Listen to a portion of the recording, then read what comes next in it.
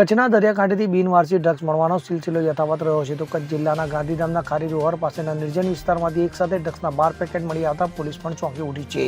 દરિયાકાંઠેથી બિનવારસી હાલતમાં મળી આવેલા ડ્રગ્સનું વજન 12 કિલોગ્રામ છે અને આંતરરાષ્ટ્રીય બજારમાં તેની કિંમત ₹120 કરોડ આપવામાં આવી રહી છે. તો દરિયાકાંઠે એક સાથે એક જ જગ્યાએ ડ્રગ્સના આ પેકેટ કઈ રીતે આવ્યા તે સવાલનો જવાબ મેળવવા હાલ પૂર્વ કચ્છ પોલીસ તપાસનો ધમધમાટ શરૂ કર્યો છે. તો દેશમાં સૌથી મોટા 1600 કિલોમીટરનો દરિયાકાંઠો ગુજરાત ધરાવે છે. તો છેલ્લા કેટલાક વર્ષોથી કચ્છ જિલ્લાના દરિયાકાંઠા વિસ્તારમાં તણાઈને આવેલા ડ્રગ્સના બિનવારસી પેકેટ મળી આવતા રહે છે. તો દરિયાઈ વિસ્તાર પેટ્રોલિંગ દરમિયાન અલગ અલગ સુરક્ષા એજન્સીઓ દ્વારા ડ્રગ્સના બિનવારસી પેકેટ જપ્ત કરવામાં આવતા હોય છે. ત્યારે વધુ એકવાર ગાંધીધામના ખારી રોહર પાસેથી 12 કિલો ડ્રગ્સ બિનવારસી હાલતમાં મળી આવતા પોલીસ ચોંકી ઉઠી છે. તો આ મામલે પૂર્વ કચ્છ પોલીસ દ્વારા વધુ તપાસ હાથ ધરવામાં આવી છે.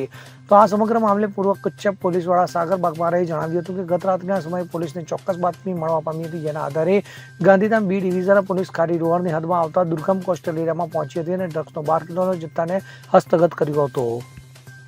ત્યારે હાલ આ જથ્થાની કિંમત ₹120 કરોડ આપવામાં આવી રહી છે. તો વધુ ખરાઈ માટે મળેલા પેકેટના પદાર્થના સેમ્પલ મોકલવાની કામગીરી પોલીસે હાથ ધરી છે. ત્યારે આટલી મોટી માત્રામાં એક જ સ્થળે અત્યાર સુધી મળેલા પેકેટોથી અલગ તરી આવતા માદક પદાર્થના પેકેટ કેવી રીતે અહીં સુધી પહોંચ્યા, કેટલા સમયથી પડતર છે તે સહિતના પ્રશ્નો ઉકેલ માટે બી ડિવિઝન પોલીસ તપાસ કરી હોવાનું જાણવા મળ્યું હતું. તો ડ્રગ્સના પેકેટ છે તેના પર અંગ્રેજીમાં બિલો યુપી લખેલું હોવાનું જણાવ્યું હતું. Bureau report CN24 news. હવે જુઓ દેશ દુનિયાની તમામ ખબરો તમારી આંગળીના ટેરવે. ઉઠાવો મોબાઈલ અને Google Play Store પરથી ડાઉનલોડ કરો અમારી CN24 ન્યૂઝ મોબાઈલ એપ.